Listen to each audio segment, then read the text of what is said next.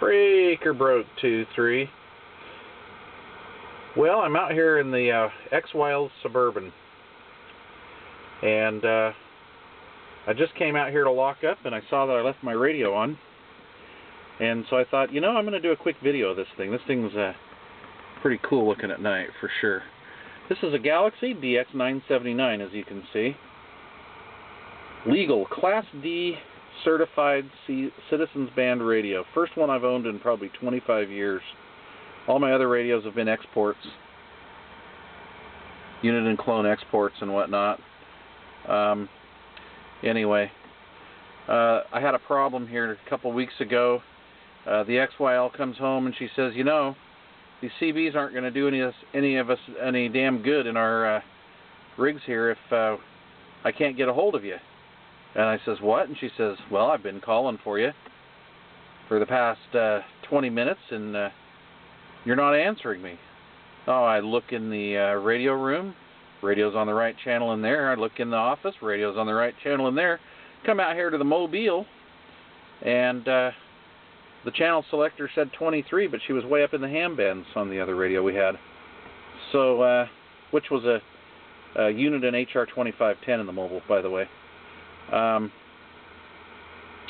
So I said, you know, I think we're going to have to get something a little simpler for everybody to use here. So this is what I decided.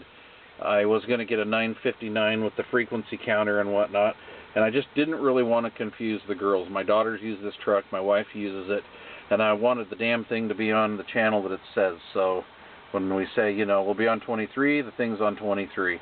But I still have to have single sideband. So this is what I came up with. So far I'm really digging this radio. It's got a nice front end in it. Way better than my 2510.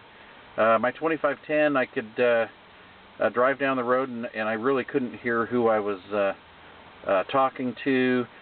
It was noisy.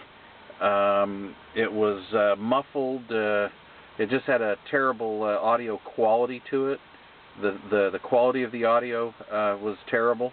It transmitted like a bat out of hell, but you know, there's no good sense in having a radio you can't hear with. So anyway, I shit canned the 2510. It's for sale, by the way. Anyway, this thing is just night and day better. I mean, it's just unbelievable. So what I like about it, it has adjustable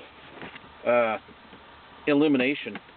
And it's not just, you know, high and low. It goes all the way up. I mean, it goes from full brightness to dang near off. Actually, in the daytime, you can't see that at all. That's pretty darn good. I love the new blue LEDs. I'm into that. I think that looks pretty cool. And I like the fact that you can actually dim the damn thing. So that's pretty cool. It has lighting here behind the faceplate, so you can see what knobs do what. We have volume, squelch, mic gain, RF gain, the dimmer, and the power. Up here we have talkback, which I don't really ever use, but it's better than echo and all that other garbage. Clarifier, which at this point is still locked. The SWR, the modulation switch, noise blanker, CBPA, and upper AM and lower sideband mode switch with the pilot light for the receive mode being in blue, and where's my microphonium here? Red, and transmit mode.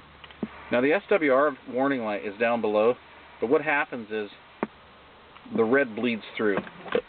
So when I get this thing back on the bench here in a couple weeks, just to go through and realign it, I'll do something about that. I'll probably have to put a little separator in there or something. Out of the box it came with, let's see, it was a 1 watt flat key. Actually, it was supposed to be 1 watt flat key. This actually read 2. And 4 watts flat key on high power. And it's variable power with the dial here, which is actually kind of nice. What I did is I backed it down, and this does a 1/2 watt on low power, swings to about 22 watts, and it does 4 watts on high power and swings to about the same, about 22 watts. I opened up the audio in it, fully clockwise of course, and it woke the radio up, got some swing going there. Radio was getting kind of warm, and so what I did is I got the meter out and readjusted the bias. The final bias was off, and now it runs nice and cool. This is, by the way, this is the new model with the MOSFET outputs in it.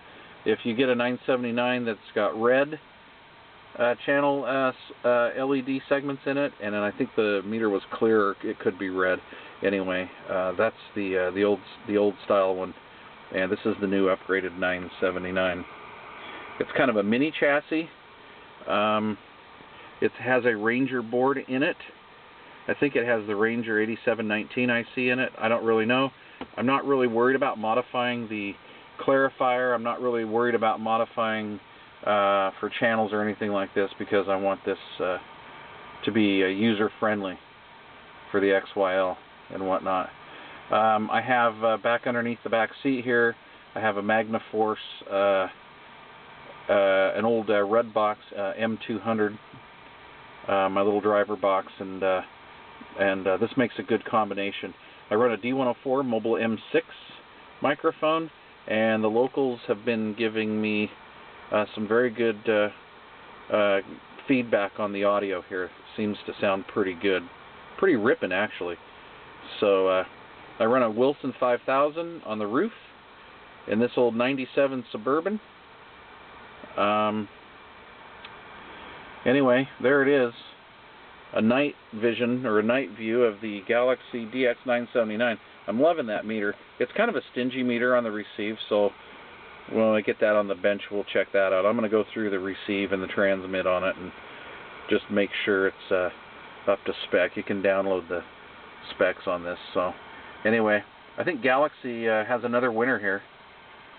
I know this radio's been around for a while, but it's new to me just on the count of it's not an export, and I wanted to check it out. I like it better than the 148s, the new style 148, and in the receive department, and definitely in the transmit department. These little suckers are wicked. Vicious little radio. It's really wicked on AM. Some of the sideband gurus that I've been talking to like it. They say it sounds really good. They're impressed with it.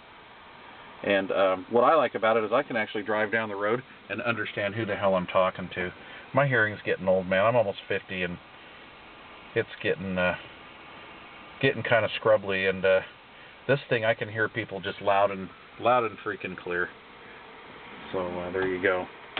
Anyway, I've been thinking about just a basic single sideband piece. I'd get it. It's a nice looking rig. Beauty, eh? Alright. Take care. Have a good one.